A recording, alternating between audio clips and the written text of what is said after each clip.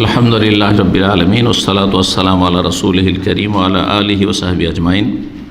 অবাদ প্রশ্ন আমার কাছে 10টি আছে, ইনশাআল্লাহ তাআলা সংক্ষেপ করার চেষ্টা করছি, কারণ আলোচনা একটু লম্বাই হয়েছে। প্রথম প্রশ্ন করেছেন, আসসালামু আলাইকুম। ওয়ালাইকুম আসসালাম ওয়া রাহমাতুল্লাহ। ফরজ নামাজের পর ও একামতের সময় দোয়া কবুল হয়? ফরজ নামাজের পর দোয়া কবুল হয় মানে ফরজ সালাতের শেষখানে দোয়া কবুলের জায়গা, এটি হচ্ছে সঠিক অর্থ এর আসলে। কিন্তু সালাম ফেরার পরে দোয়া কবুল হয় এটা আসলে গ্রহণযোগ্য অর্থ নয়। একামতের সময় না, আজান একামতের মাঝখানে দোয়া কবুল হয় বলে হাদিস রয়েছে, লা ইউরাদ্দুল দোয়া বাইনাল আজান ওয়াল ইকাম। কিন্তু শুধু একামতের সময় দোয়া কবুল হয় এমন কথা আমার জানা নেই। তবে যদি সেটাকে ধরেন যে আজান একামতের মাঝখানের, সেটাও তার একটা অংশ, তাহলে সেটা আলাদা কথা। তাই একামতের সময় এবং প্রত্যেক ফরজ নামাজের পর নিয়মিত সুন্নতি জিকির সম্পন্ন করে তারপরে হাত তুলে একা একা দোয়া করলে কি বেদাত হয়? হ্যাঁ, বা বেদাত হয়ে যাবে? হ্যাঁ, একামতের পরে আপনি দোয়া করবেন হাত তুলে, অবশ্যই বেদাত। কারণ একটি কায়দা মনে রাখবেন, শেখ হোসেন রহমাল্লাহ বলেছেন যে যেই ইবাদতের কারণ রাসূলুল্লাহ সাল্লাল্লাহু আলাইহি ওয়াসাল্লামের যুগে পাওয়া গেছে, তারপরও কারণ পাওয়া সত্ত্বেও সে ইবাদত করেননি, তাহলে সেটা বেদাত। যেমন রাসূলুল্লাহ সাল্লাল্লাহু আলাইহি ওয়াসাল্লামের জামানায় একামত ছিল না? ছিল না? হ্যাঁ, তারপরে সালাত পড়েছেন না পড়েননি? সালাত থেকে সালাম ফিরেছেন না ফিরেননি? সালাত থেকে সালাম ফেরার পরে কি করেছেন? জিকির আজকার করেছেন, কিন্তু মোনাজাত করেছেন? মোনাজাত করেননি। তাহলে ক্ষেত্রগুলি পাওয়া গেল, কারণ পাওয়া গেল, কিন্তু তিনি এই কাজ করেননি, তাহলে এটার নাম বেদাত। এই জায়গাগুলো পেয়েছেন, তারপরে তিনি যখন করেননি, তো এর নাম কি? বেদাত। জি হ্যাঁ। আজানের পরে অনেকে হাত তুলে দোয়া করেন, ঠিক ওই রকমই সেটা। আজান মুয়াজ্জিন দিয়েছেন, বেলাল রাদিয়াল্লাহু তাআলা দিয়েছেন না দেননি? সাহাবীরা আজানের জবাব দিয়েছেন, কিন্তু আজানের পরে বেশ কিছু দোয়া আছে যে দোয়াগুলি পড়েছেন কিন্তু হাত তুলে করেছেন।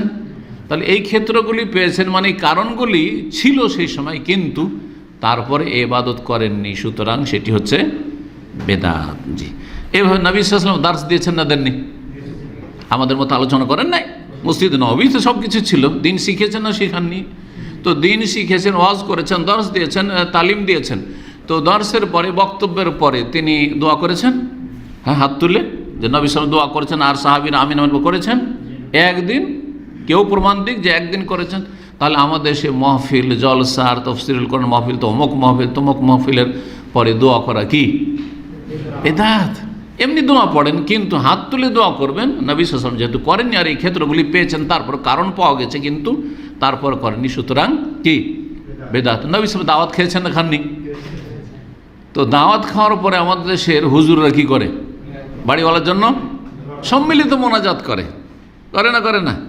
অথবা ইফতার পার্টিতে যায়, এই যে রমজান আসছে, কি করে? ইফতারের আগে সম্মিলিত মোনাজাত করে। হুজুর দোয়া ধরেন, একটু মোনাজাত ধরেন, মোনাজাত ধরলার সময় আমিন আমিন করছে। এই ক্ষেত্রগুলি রাসূলুল্লাহ পেয়েছেন না পাননি? সাহাবীরা কেউ ইফতার করিয়েছেন, কেউ ইফতার করেছেন, কিন্তু মোনাজাত করেছেন যখন করেননি, তাহলে এগুলো কি বেদাত। জি, আল্লাহ যেন বুঝার তৌফিক দান করেন। 2 নম্বর প্রশ্ন, আসসালামু আলাইকুম। ওয়ালাইকুম আসসালাম ওয়া রাহমাতুল্লাহ। শেখ, বর্তমানে ভাইরাসের কারণে দিশেহারা, আল্লাহ হেফাজত করুন।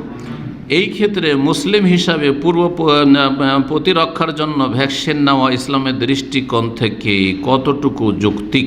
জি, এইটা কি আল্লাহর সাথে বিরোধিতা নয়?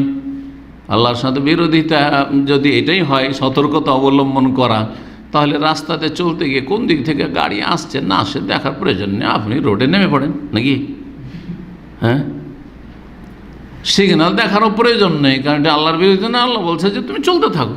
হ্যাঁ, ফমসুফি মানাকে বা কোরআন আছে, হ্যাঁ, পৃথিবীর আনাচে কানাচে চলতে থাকো। সুতরাং সে রেড সিগন্যালে আসলেন, ও দেখার প্রয়োজন বাকি যে কি রেড আছে না গ্রিন আছে, ওই সব দেখার কি প্রয়োজন নাকি? না, এবার ইসলাম বুঝলে হবে? পথভ্রষ্ট হয়ে যাবেন। জি, চরমপন্থা গেল। দেখেন, চিকিৎসা 2 রকমের। একটা চিকিৎসা হচ্ছে রোগ নেমে আসার পরে, অসুস্থ হওয়ার পর, আর একটা হচ্ছে অসুস্থতার আগেই সতর্কতামূলক। দুটোই প্রমাণিত, দুটোই প্রমাণিত। যেমন একজন অসুস্থ ব্যক্তি সুস্থ হওয়ার জন্য কি করবে? ওষুধ খাবে। ঠিক তেমনি একজন মানুষ যাতে অসুস্থ না হয় এই জন্য যথাসাধ্য বেঁচে থাকার চেষ্টা, যেই কারণ যেগুলি হচ্ছে অসুস্থতার কারণ, ঠান্ডা লাগার কারণ, কনকনে ঠান্ডা পানি খাওয়া, ফ্রিজ থেকে কোনো কিছু খাবার বের করে না সাথে সাথে খাওয়া, এগুলো হচ্ছে গলা খারাপ হওয়ার কারণ, অসুস্থ হওয়ার কারণ। আর ঠান্ডা লাগলেই, গলা খারাপ হলেই, তারপরে করোনা ভাইরাস সে আপনাকে আর আক্রমণ করতে পারে, তো সতর্কতা অবলম্বন করবেন না। তারপরে খাবার দাবার খেয়ে সতর্ক হবেন না। হ্যাঁ, প্রেশারের রোগী আর কাঁচা কাঁচা লবণ খাচ্ছেন, বেশি করে লবণ খাচ্ছেন, সুগারের রোগী আর ওইভাবে মিষ্টি খেয়েই যাচ্ছেন, করবেন, সতর্কতা অবলম্বন করবেন। জি, ও খুজু হিজরাকুম, আল্লাহ কত জায়গায় কোরআনে বিভিন্ন ভাষায় বলেছেন, খুজু হিজরাকুম, তোমরা সতর্কতা অবলম্বন করো। নবী সাল্লাল্লাহু আলাইহি ওয়াসাল্লাম সাহাবায়ে কেরামদেরকে নিয়ে সলাতুল ভয়ের সলাত পড়েছেন, ভয়ের নামাজ। এক লাইন সামনের লাইন নামাজ পড়েছে, আর এক লাইন দাঁড়িয়ে আছে, যখন সেজদে গেছে দাঁড়িয়ে আছে শত্রুদের সামনে, কি যিনি হামলা না করে দেয়। বলিটা আল্লাহর বিরোধীতে না, ভাগ্যে যদি থাকে তো হবে, আর না হলে আল্লাহর উপরে ইয়াকিন করে সেজদায় পড়ে যেতে হবে সবাই, তাই না? এটা করেননি কেন? তা আল্লাহই তো শিখিয়েছেন। জি হ্যাঁ, না, এগুলো জাহেলদের কথা এবং এগুলি হচ্ছে চরমপন্থীদের কথা। খবরদার কারো এইরকম ফতোয়া নেবেন না। ভ্যাকসিন অবশ্যই নেবেন। ভ্যাকসিন সম্পর্কে যেসব গুজব শুনছেন, যে কোনো ওষুধের ক্ষতিকর দিক আছে, সাইড এফেক্ট জ্বলা বলছে, পার্শ্ব প্রতিক্রিয়া আছে, নাই? পার্শ্ব প্রতিক্রিয়া আছে, কোনোটাতে কম, কোনোটাতে বেশি, এতেও থাকতে পারে, আমি বলছি না যে নাই, কিন্তু বিশেষজ্ঞরা বলছে যে প্রয়োজন রয়েছে। এবং আলহামদুলিল্লাহ এইসব ভ্যাকসিন নেওয়ার পরে আলহামদুলিল্লাহ দেখছেন আক্রান্তের সংখ্যা কম, অথবা আক্রান্ত হইলে দেখেন মৃত্যুর হার কত কমে এসছে। একসময় দেখা যেত এখানে করে দেখা যেত যে কয়েকশোর মধ্যে 25টা 30টা 40টা মারা গেছে, তাই না? কিন্তু এখন একটা দুটা শুনছি। প্রতিদিন আমি খবর একবার আসার সময় দেখি গাড়িতে, তো নিঃসন্দেহ পাই একটা নয় দুটো মারা যাচ্ছে। তাহলে এই ফায়দা অবশ্যই দেখতে পাচ্ছেন। তো সুতরাং এই কথাগুলি আমাদেরকে নিতে হবে, বিশেষজ্ঞদের কথা, যারা স্বাস্থ্যবিজ্ঞান সম্পর্কে জ্ঞানী, এবং আমাদেরকে ভ্যাকসিন নিতে হবে। এটা হচ্ছে আল্লাহর প্রতি তাওয়াক্কুলের অন্তর্ভুক্ত।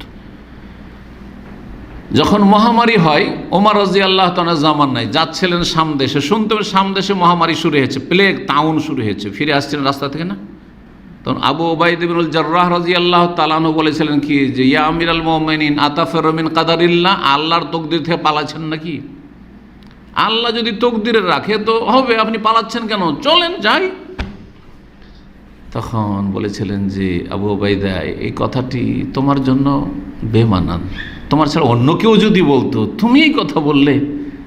আল্লাহর তকদির থেকে পালাচ্ছি, নাহানু নাফিরু মিন কাদারিল্লাহ ইলা কাদারিল্লাহ, আল্লাহর তকদির থেকে আল্লাহর তকদিরের দিকে পালাচ্ছি। তার মানে এত দূর আসাটাও আল্লাহ তকদির রেখেছিলেন, আর এখান থেকে যে ফিরে যাচ্ছে মদিনা আবার, এটাও আল্লাহ তকদির রেখেছে। সতর্কতা অবলম্বন করাও কি? সতর্কতা অবলম্বন করলেন আর সুস্থ থাকলেন, এটাও আল্লাহর তকদির। আপনাকে আপনার কর্ম করতে বলা হচ্ছে, আর আল্লাহর কাজ আল্লাহ করবেন। জি, 3 নম্বর প্রশ্ন বলছেন, আসসালামু আলাইকুম শেখ। ওয়ালাইকুম আসসালাম রহমতুল্লাহ। কোরআন পড়তে জানে না, কিন্তু তারপরেও কষ্ট করে পড়ে, তার জন্য ডবল নেকি, কিন্তু এইভাবে পড়লে ভুল হওয়াটা স্বাভাবিক, তারপরেও কি ডবল নেকি আশা করা যায়? হ্যাঁ, অবশ্যই চেষ্টা করবে। ফাত্তাকুল্লাহ মাস্তাতা, যথাসাধ্য চেষ্টা করবে। মায়ের পেট থেকেও শিখা আসেনি, মায়ের পেট থেকেও শিখা আসেনি, সেই জন্য পড়ে যতদিন পর্যন্ত একেবারে কোরআনের মায়ের না হবো, সব তাজবিদ না শিখে, ততদিন না তেলাওয়াত শুরু করবো না, নাকি? আপনি যতটা পারছেন পড়েন, আল্লাহ ধরবেন না। জি, একজন বুড়ো বয়সে কোরআন শিখলো, ওর কি সম্ভব জবান ঠিক করা, উচ্চারণ ঠিক করা? অসম্ভব কথা, পারবে না। একজন বুড়ো বয়সে ইসলাম কবুল করলো, সে কি আমাদের মতো আপনাদের মতো দোয়া, যারা যৌবনকালে আলহামদুলিল্লাহ ইসলাম চর্চা করে, তাদের মতো দোয়া মুখস্থ করতে পারবে?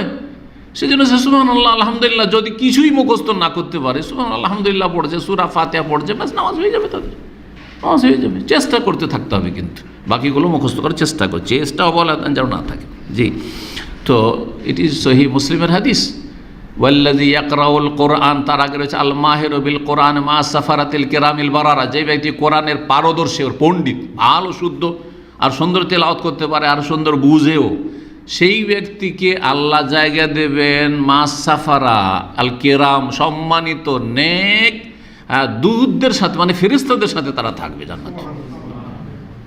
ওয়াল্লাযী ইয়াকরাউল কোরআন, আর যে কোরআন তেলাওয়াত করে, ওয়ায়াতাতা ফিহি, কিন্তু কষ্ট করে পড়ে, উচ্চারণ ঠিকভাবে করতে পারে না, তোতলা কোনো রকম উচ্চারণ হয় না, দদ উচ্চারণ করতে পারে না, যা উচ্চারণ করতে পারে না, জাল উচ্চারণ করতে পারে না, সা করতে পারে না, সব সা সা সা। অসুবিধা নেই, সে চেষ্টা করছে, পারে না। অহু আলাইহি শাক্কুন, তাকে খুব ভারী লাগছে পড়তে। ফালাহু আজরান, তার জন্য ডবল নেকি, নবী সাল্লাল্লাহু আলাইহি ওয়াসাল্লাম বলেছেন, সহিহ মুসলিমের হাদিস। জি, চেষ্টা করুন। 4 নম্বর প্রশ্ন। আসসালামু আলাইকুম। ওয়ালাইকুম সালাম। আমার ওয়াসওয়াসা আসে, আল্লাহ হেফাজত করেন, কুফরি এবং হারাম চিন্তা আসে, কিন্তু আমি বুঝতে পারি না যে আমি ইচ্ছা করে সেগুলো চিন্তা করছি নাকি অনিচ্ছাভাবে। আমার করণীয় কি? ইচ্ছা করে যদি করেন তাহলে গুনাহগার হবেন, কেন ইচ্ছা করে চিন্তা করবেন? এবং ওয়াসওয়াসা থেকে বেঁচে থাকার জন্য 1 নম্বরে যে কাজটি করবেন সেটা হচ্ছে ওয়াসওয়াসা শয়তানের পক্ষ থেকে। মিন শাররিল ওয়াসওয়াসিল খান্নাস আল্লাযী ওয়াসওয়াসু ফী সুদুরিন নাস মিনাল জিন্নাতি ওয়ান নাস। তো শয়তানের পক্ষ থেকে, জিন শয়তান, মানুষ শয়তান। জিন শয়তান ওয়াসওয়াসা দেয় আত্মগোপন করে, আল খান্নাস যেন আল্লাহ বলেছেন। জিন শয়তান আমাদের সামনে কোনোদিন আসেনি, কিন্তু কত পাপ করিয়ে দিয়ে পাপের জন্য পরিচয় করে দেয়। কিন্তু মানুষ শয়তান সামনে আসে, খারাপ সঙ্গী, খারাপ বন্ধু বান্ধব, রুমমেট খারাপ, অথবা ওই স্কুল লাইফ কলেজ লাইফের ছেলে মেয়েরা খারাপ, তাদের সাথে সঙ্গ দোষে লোহা মাসে আপনিও খারাপ হয়ে গেছেন। তো এরাও ওই অশ্বাসা দেয়, কুমন্ত্রণা কিন্তু সামনে এসে দেয়, আত্মগোপন করে নয়। তো এদের অনিষ্ট থেকে আশ্রয় কামনা করতে হবে। আউযু বিল্লাহি মিনাশ শাইতানির রাজিম। আল্লাহ কোরআনে কারীমে বলেছেন, ওয়াইম্মা ইয়ানজাগান্নাকা মিনাশ শাইতানি নাজগুন ফাস্তাইজ বিল্লাহ ইন্নাহু আস-সামিউল আলিম। যদি শয়তানের পক্ষ থেকে কোনো রকমের ওয়াসওয়াসা, কুমন্ত্রণ হয়, খারাপ কথা মনে আসে, তাহলে শয়তানের অনিষ্ট থেকে আল্লাহর আশ্রয় কামনা করো। বারবার আউযুবিল্লাহ পড়তে থাকুন, আউযুবিল্লাহ মিনাশ শাইতানির রাজিম, আউযুবিল্লাহি সামিউল আলিম মিনাশ শাইতানি মিন হামজিহি ওয়া নাফখিহি ওয়া নাফসিহি ইত্যাদি ইত্যাদি। আল্লাহর কাছে দোয়া করতে থাকেন। জি, আল্লাহর কাছে দোয়া করে লা হাওলা ওয়ালা কুওয়াতা ইল্লা বিল্লাহ পড়তে থাকেন। জি, এইভাবে। আর আরেকটি হচ্ছে যে আপনি অবসর থাকবেন না। যারা ফ্রি থাকে, কোনো কাজ করে না, না দুনিয়ার হালাল রুজি করছেন, যাচ্ছেন কোথাও কাজ করতে, আর না কোনো দিনই পড়াশোনা করছেন, কিছু করছেন না, ইবাদতবন্দি করছেন। বসে থাকলে পাপ হবে। মানুষ বসে থাকলে, ফ্রি থাকলেই পাপ হয়। অবসর নেই। যেই ব্যক্তি ব্যস্ত তাকে কেউ ব্যস্ত করতে পারে না। একটা প্রবাদ, আল মশগুল লা ইউশগাল, যে নিজেকে মশগুল রাখে, ব্যস্ত রাখে, তাকে কেউ ব্যস্ত করতে পারে না।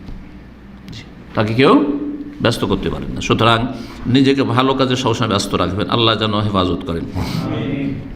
5 নম্বর। আসসালামু আলাইকুম রহমতুল্লাহ। ওয়ালাইকুম সালাম রহমতুল্লাহ। বলছেন যে জাকাত সম্পূর্ণ টাকা বা জাকাতের সম্পূর্ণ টাকা যে কোনো একজন ব্যক্তিকে দেওয়া যাবে নাকি কয়েকজনের ভিতর ভাগ করে দিতে হবে? জাকাল্লাহ খাই। জাকাতের টাকা, জাকাত যখন বের করবেন তখন দেখবেন যে আপনার আশেপাশে যেখানে আপনি বাস করছেন সেখানে যদি সব রকমের লোক থাকে, সব রকম লোককে দিতে হবে। ফোকারা মাসাকিনও আছে, আর সেখানে আল মুআল্লাফাতে কুলুব, সেখানে নিউ মুসলিমরাও আছে, অথবা কিছু অমুসলিম আছে যাদেরকে আকৃষ্ট করা যেতে পারে ইসলামের দিকে, এরকম আছে। দুর্বল ইমানের হয়ে আছে, এদের ইমানকে শক্তিশালী করতে হবে। আর তারপরে ফিসাবিলিল্লাহ আছে, আর তারপরে ইবনুস সাবিলও আছে, ঋণীও আছে, ওয়াল গারিমিনও আছে, বন্দিও আছে, অফির রেকাব ইত্যাদি ইত্যাদি আছে। তাহলে সবগুলিতে দেবেন, সবগুলিতে দেবেন। আর যদি দেখা যায় তার বা এতগুলি নাই হয়তো, কিন্তু মিসকিন মেলা আছে, গ্রামে দেখছেন যে 50 জন মিসকিন গরিব আছে, আর শুধু একজনকে দেবেন, এটা ঠিক হবে না। সবার হক আছে, আপনার প্রতিবেশী, আশেপাশে আপনার গ্রামবাসী, এরা সবাই, সুতরাং সবাইকে দেবেন। কিন্তু যদি দেখা যায় যে না, আমার গ্রামে প্রায় সব সচ্ছল, একজনকে দিয়ে দিলাম আর তার বড় ধরনের একটা সমস্যার সমাধান করে দিলাম, তো কোনো দোষের কথা নেই, জায়েজ আছে। নিকট আত্মীয় এবং নেক মানুষ, ভালো মানুষ মোটামুটি, আর তাকে চাইছেন একটু স্বাবলম্বী করে দেবো, তো অসুবিধা নেই। যে কোনো একটা কাজ ধরিয়ে দিলেন তাকে কিছু জাকাতের পয়সা দিয়ে, তো ভালো কথা। এইরকম যদি দেখা যায় তাহলে একজনকেও দেওয়া যেতে পারে। কিন্তু অধিকাংশ ক্ষেত্রে দেখা যায় যে গরিব মেলা, যখন মেলা গরিব, তার মধ্যে শুধু বেছে একজনকে দেবেন, এটা ঠিক হবে না। জি। 6 নম্বর প্রশ্ন করেছে। আসসালামু আলাইকুম শেখ। ওয়ালাইকুম আসসালাম রহমতুল্লাহ। আমার পরিবারে একটি বাচ্চা মারা গিয়েছিল 5 মাস বয়সে, তার আকিকা দেওয়া হয়নি, এখন কি তার আকিকা দেওয়া যাবে? সে কি তার পিতামাতার জন্য শাফাত করবে হাসরের মাঠে? দুটো প্রশ্ন। আকিকা দেওয়া যাবে কিনা মৃত বাচ্চার, শিশুর, আর সে শাফাত করবে কিনা। আকিকা সম্পর্কে বলেছেন উলামায়ে কেরামগণ, যারা ফুকাহা ফিকহ নিয়ে আলোচনা করেছেন, যে আকিকার হায়াত মতের সাথে কোনো সম্পর্ক নেই। ভূমিষ্ঠ হলেই হলো, বাচ্চা ভূমিষ্ঠ হয়েছে, তারপর বাঁচুক আর না বাঁচুক, আকিকা দিতে পারেন আপনি। যদি মারা গেল 7 দিনের আগেও যদি মারা, যদিও 7 দিনের সুন্নাত, 7 দিন পাননি, তারপরেও মারা গেছে, দিতে পারেন আপনি। আর 7 দিন পর্যন্ত থাকলে তো কোনো সমস্যাই নেই, 7 দিন আসল সুন্নত। অনেক সময় দেখা যায় যে 7 দিনে করেনি, সুন্নত আদায় করতে পারেনি, তারপরেও অধিকাংশ ওলামাদের কাছে করা যাবে, অধিকাংশ ওলামাদের কাছে করা যাবে, সুন্নতের খেলাফ শুধু হবে। সুতরাং তারপরে যদি বেঁচে না থাকে, 6 মাস ছিল, 1 বছর ছিল, আর তারপরে বাঁচেনি, আর পরে ভাবছেন যে বাচ্চাটার আমি তো আকিকা দিইনি, তো এখন দিয়ে দেবো, দিতে পারেন, কোনো অসুবিধা নেই। হায়াত মতের সাথে আকিকার কোনো সম্পর্ক, বেঁচে থাকুক আর নাই থাকুক আকিকা দিতে পারবেন। জি, আল্লাহু আলাম। 2 নম্বর প্রশ্ন, শাফাত। হ্যাঁ, সুপারিশ করবে। হাদিস আছে যে শিশুরা যখন মারা যায় নাবালক অবস্থায়, সেসব শিশুরা যেহেতু নিষ্পাপ, মাসুম, তারা পিতা মাতার জন্য সুপারিশ করে, কিন্তু সুপারিশ পাওয়ার জন্য নিম্নতম যোগ্যতা থাকতে হবে। তা হচ্ছে মুসলিম, বড় শিরক মুক্ত হওয়া, নাস্তিকতা কুফরি মুক্ত হওয়া, ইমান ভঙ্গকারী বিষয়গুলিতে মুক্ত হওয়া, বেনামাজি হওয়া থেকে মুক্ত হওয়া। বেনামাজির জন্য কী সুপারিশ হবে? আর তারপরে আপনার যে শিরক মাজারপন্থী, তার জন্য কিসের সুপারিশ হবে? নাস্তিকের জন্য আবার কিসের সুপারিশ হবে? মুরতাদ হয়ে গেছে। তো আল্লাহ যেন বুঝার তৌফিক দান করেন। এই জন্য বাপ মা মুসলিম হইতে হবে। জি, ওয়াল্লাযীনা আমানু ওয়াত্তাবা'তুহুম যুররিয়্যাতুহুম, আল্লাহ বলেছে বেঈমান যারা ঈমানদার হবে এবং তাদের অনুসারী হবে তাদের ছেলে মেয়েরা ঈমানের সাথে, তাহলে বাপ মাকে সবকে একসাথে আল্লাহ করে দেবেন। আল্লাহ কানা বিহিম যুররিয়্যাতুহুম, ছেলে মেয়ে বাপ মা সবকে একসাথে জান্নাতে করে দেবো। কিন্তু বাপ গেছে জাহান্নামে, মা গেছে জাহান্নামে, ছেলেরা জান্নাতে, তো 2 জায়গায় আলাদা আলাদা হয়ে যাবে। অথবা এর বিপরীতটা হয়েছে, তাহলে ছেলে মেয়েদেরকে পাবে না ওরা যদি জাহান্নামের পথে চলে। সুতরাং ছেলে মেয়েদেরকে বেদিন করে রেখে চলে গেছে, বেনামাজি করে রেখে চলে গেলেন, ওরা জাহান্নামে চলে গেছে। আর আপনি হয়তো দায়িত্ব পালন করেছেন, কিন্তু সেভাবে হয়তো দায়িত্ব পালন হয়নি, তাহলে তার জন্য একটা শাস্তি ভোগ করতে হবে। অথবা দায়িত্ব পালন অনেকে করেছেন, কিন্তু বড় হওয়ার পরে ছেলেরা শুনেনি, বেনামাজি হয়ে গেছে, তখন আপনার আর কোনো দায়িত্ব নেই। আল্লাহ যেন বুঝার তৌফিক দান করেন এবং আল্লাহ রাব্বুল আলামিন আমাদেরকে নেক হায়াত দান করেন, আমাদের ছেলে মেয়েদেরকে নেক হায়াত দান করেন। 7 নম্বর প্রশ্ন বলছেন শেখ সালামের পরে বলছেন, ওয়ালাইকুম আসসালাম রহমতুল্লাহ, যখন মক্কা কাবায় পৌঁছাবো উমরা বা হজের উদ্দেশ্যে, তখন বাথরুমে গিয়ে গোসল বা অন্যান্য কাজ সেরে এমত অবস্থায় এহরামের কাপড় খুলে সম্পূর্ণ উলঙ্গ হলে কি তাকে আবার পুনরায় মিকাত থেকে এহরাম বাঁধতে হবে? বুঝতে পেরেছেন? মক্কা গিয়েছে এহরাম অবস্থায়, আর তারপরে হোটেলে গিয়েছে, আর বা বাথরুমে গেছে, আর তারপরে গোসল করার জন্য অথবা কাপড় বদলানো, কাপড় খুলে গোসল করেছে। এখন যে কাপড় যে খুলে ফেলে দিয়েছে, তো তাহলে কি এহরাম নষ্ট হয়ে গেল? এখন আবার মিকাতে এহরাম বেঁধে আসতে হবে? এহরাম বাঁধা মানে কি এটা বুঝতে হবে। আমি যখন হজের কোর্সগুলি করেছি ওগুলোতে কিন্তু আমার আলোচনা আছে। এহরাম বাঁধা মানে কাপড় বাঁধা নয়। এহরাম বাঁধা মানে বিনা সেলাইয়ের কাপড় শরীরে বাঁধা নয়।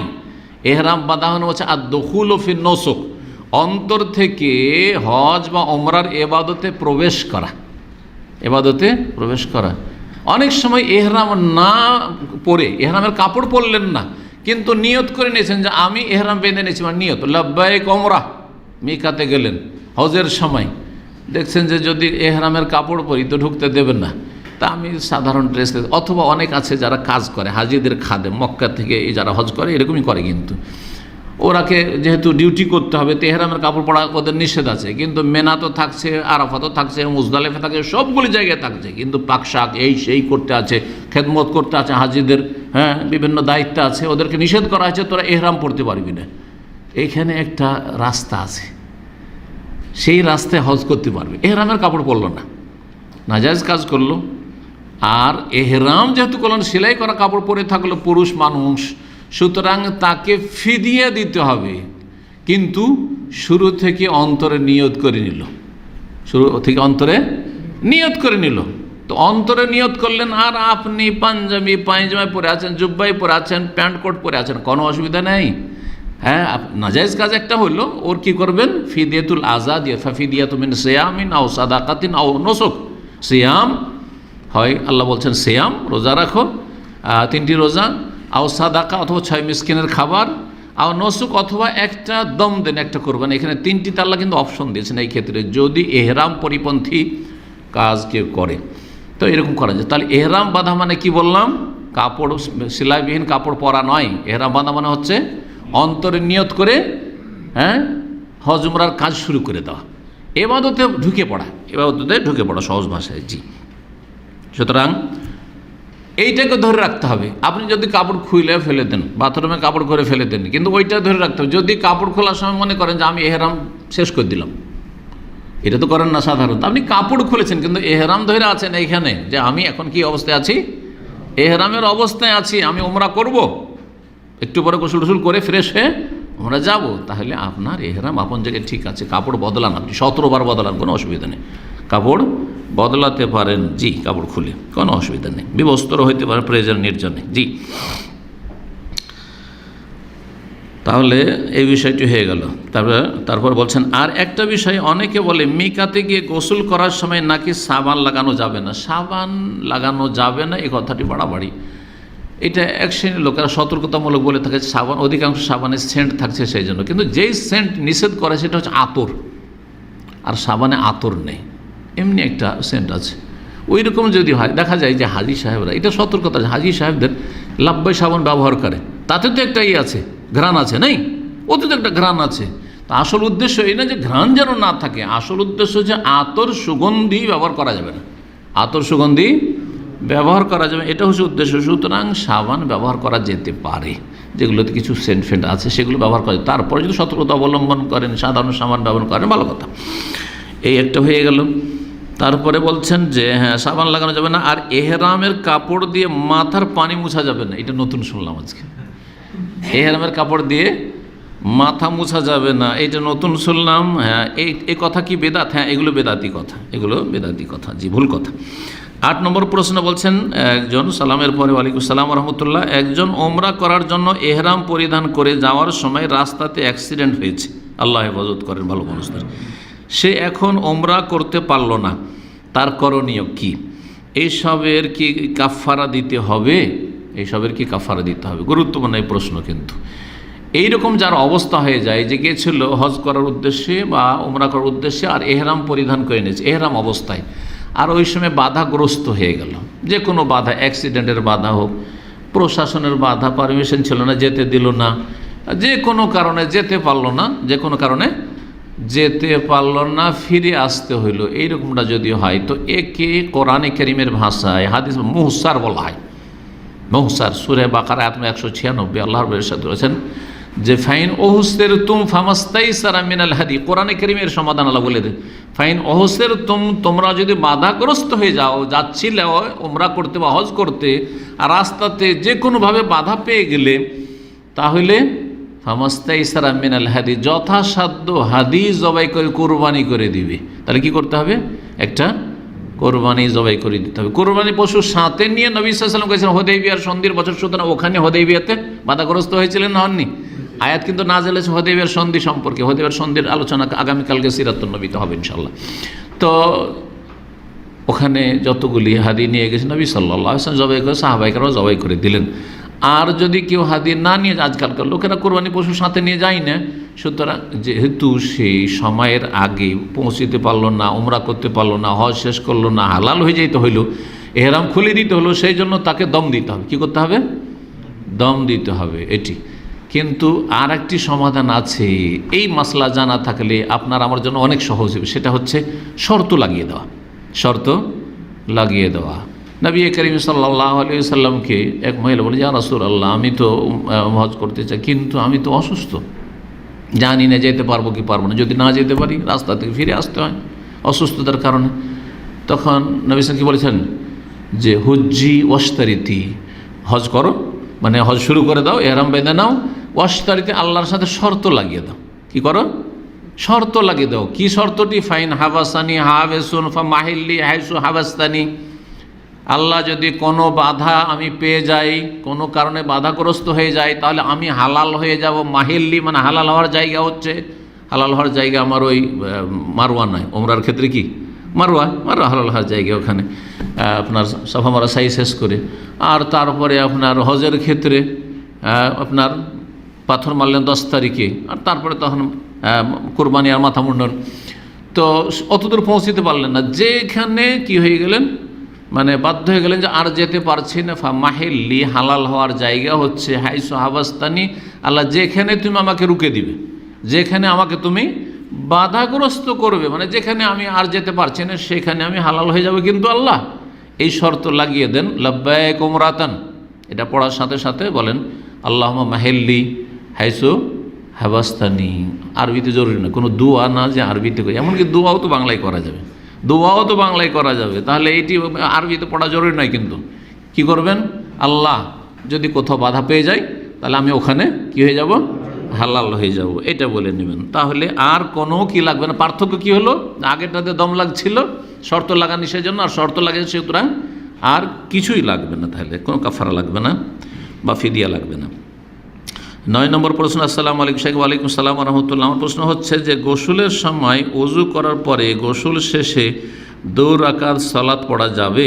যখনই ওযু করবেন, তাহিয়াতুল ওযু, সেটা গোসলের সাথে আপনি ওযু করেন আর এমনি ওযু করেন, যখনই ওযু করবেন, যদি আপনি চান যে ওযু করলাম তাহিয়াতুল ওযু পড়ব, তাহলে সেটি সুন্নাত বা মুস্তাহাব পড়া ভালো এবং তার সওয়াব রয়েছে। আল্লাহ যেন তৌফিক দান করেন। 10 নম্বর প্রশ্ন এবং সর্বশেষ প্রশ্ন, বলছেন আসসালামু আলাইকুম শাইখ। ওয়ালাইকুম সালাম রহমতুল্লাহ। আমি ফেসবুকে বিভিন্ন গ্রুপে আপনার ভিডিও আপলোড করে থাকি, কিন্তু কিছু খারাপ মানুষ কমেন্টে আপনাকে গালি দিয়ে থাকে, এজন্য আমি এই সমস্ত মানুষকে গ্রুপ থেকে বের করে ব্লক মারি। এটা কি অন্যায় কিছু করছি নাকি এজন্য ধৈর্য ধারণ করে তাদের গ্রুপে রেখে দেব? প্রশ্ন কি উত্তর দেওয়া যেতে পারে? সবুরের, এখনই তো বললাম সবুর। যদি দেখেন যে অল্প স্বল্প গাল দিচ্ছে, তাহলে আল্লাহর কাছে আশা করে যে আল্লাহ হেদায়েত করবে। হ্যাঁ, কারণ গাল সব রকমের আছে, অনেকে মানে ওই রকম নয়, একদম বিদ্বেষী না, যে মনে হচ্ছে রক্তের পিপাসু হয়ে আছে। কিছু লোকের কমেন্ট দেখে মনে হচ্ছে ও রক্তের পিপাসু হয়ে আছে। আল্লাহ ওদেরকে যেন ব্যর্থ করেন এবং ওদেরকে ওদের অনিষ্ট দিয়ে ওদেরকে যেন ক্ষতিগ্রস্ত আল্লাহ করেন। কিন্তু অনেকে আছে ভুল বুঝে। জি, এই দুবাই সফরে গেছিলাম, এক ভাই ওমান থেকে এসছে আমার সাথে, আরব আমিরাতের লোক না, ও থাকে কোথায়, ওমানে থাকে। আমার নিয়মিত আলোচনা এখন শুনে। বাংলাদেশ এমবেসিতে রিয়াজে কাজ করতো, ওখান থেকে রিয়াজ এমবেসি থেকে দাম্মামের দায়িত্ব ওকে পাঠিয়েছিল, এই শিকোতে থাকতো।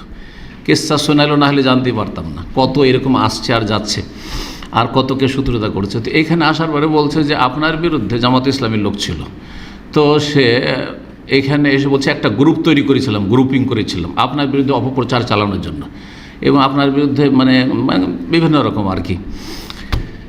তো এসব করেছিলাম। তারপরে দেশে চলে যায়, দেশে যাওয়ার পরে আমার আলোচনা শোনা শুরু করে। অনেকে সৌদি আরবে থেকে হেদায়েত হয়নি, কিন্তু দেশে গিয়ে আবার ফিরে এসছে। একজন চশমাওয়ালা ভাই আছেন পাবনার, ওইরকম মদিনায় যখন ছিলেন আমার আলোচনা শুনেন, এরকম অনেকে আছে, কিন্তু ওই ভাইয়ের সাথেও যোগাযোগ আছে। তো এইখানে শোনেননি, দেশে যাওয়ার পরে শুনেছে, শোনার পরে হেদায়েত হয়ে দেশ থেকে যোগাযোগ করে আমার জন্য একটা চশমা হাদিয়া পাঠিয়েছে, অনেক বছর আগের কথা বলছি। তো এই ভাই এবার ওমানের এই ভাই দেখা করতে এসছে, যে শিকোতে ছিল, আমার বিরুদ্ধে গ্রুপিং করেছে আর কত গালটাল দিয়েছে। এখন আমাদের ভাইদেরকে ওখানে তার দুবাই গিয়ে এরকম দেখা করার সুযোগ পাই না। ওখানে তো আমার এক শ্বশুর গ্রামের এক আত্মীয়, হ্যাঁ শ্বশুর বংশের আত্মীয়, সে এসছে আমার সাথে দেখা করতে, ওকে দেয়নি ঢুকতে, বলছে আমাকে ঢুকতে দিয়েছিল না, বলছে যে আমি ওনার শ্বশুর, তাও ঢুকতে দিয়েছিল না। তো যাই হোক, তো ওই লোক আগে থেকে একদিন আগে আমাকে ইনফর্ম করলো আমাদের ভাইরা যে এক লোক ওমান থেকে আসছে, ও টেলিফোন করেছিল, একটু আপনার সাথে সরাসরি দেখা করে ক্ষমা নিতে চায়, সরাসরি দেখা করে আপনার কাছে মাফ নিতে চাই, সে এই করেছে সেই করেছে। তারপরে লোকজন নিয়ে বেশ কিছু বসে আছি বক্তব্যের শেষে আপনাদের ওই অফিসে, আলমানার সেন্টারের অফিসে। আর তখন ওখানে অনুমতি এক ভাই বললো যে ওই লোক এসছে, ওমান থেকে এসছে, একটু দেখা করতে যাবো। ঠিক আছে। তো এসে সবার সামনে বলছে, সবার সামনে না, একটু আলাদা বলবো। পাশে আরেক রুম ছিল, সেই রুমে পাশে গেলাম, সেখানে গিয়ে আমার সাথে কথা বললো আর সেই ঘটনাগুলি বয়ান করলো, যে একসময় খুব গাল দিয়েছে আমার বিরুদ্ধে, সে এখানে গ্রুপিং করেছে, আলহামদুলিল্লাহ আল্লাহ হিদায়াত নসিব করেছে। তো হালকা যারা এরকম গাল দেয় তাদেরকে ব্লক মারিয়েন না, এটা আমার পরামর্শ। বাকি যারা একদম চরমপন্থী, জঙ্গি টাইপের এবং হিংসাত্মক আর এমন নোংরা ভাষায় গালি দেয় আমাকে হোক অথবা অন্য অন্য আলেমদেরকে হোক, যাকে দেখি না কেন, ওদেরকে ব্লক মেরে দেন। কারণ ওদের ক্ষেত্রে আমি মনে করি যে ওদের মধ্যে কল্যাণ নেই, না হলে এইরকম অমানুষ হইতো না, তারা অমানুষ হইতো না, মানুষের মতো তাদের আচরণ নয়। সুতরাং তাদেরকে যদি আপনি ব্লক মারেন তাহলে কোনো অসুবিধায় মনে করি না, আল্লাহ তাআলা আলাম। বাকি ধৈর্য ধরতে পারলে আরও ভালো। আল্লাহ রাব্বুল আলামিন ধৈর্যের জন্য উত্তম বদলা রেখেছে। আল্লাহ আমাদেরকে উত্তম ধৈর্য ধারণের যেন তৌফিক দান করেন এবং আল্লাহ আমাদের সকলের যেন ভালো করেন এবং সমস্ত মন্দ কথা কাজ থেকে আল্লাহ যেন আমাদেরকে বাঁচিয়ে রাখেন। ও সাল্লাল্লাহু সাল্লাম আলা নবিয়িনা মুহাম্মদ ওয়া আলা আলিহি ওয়া সাহবিহি আজমাইন।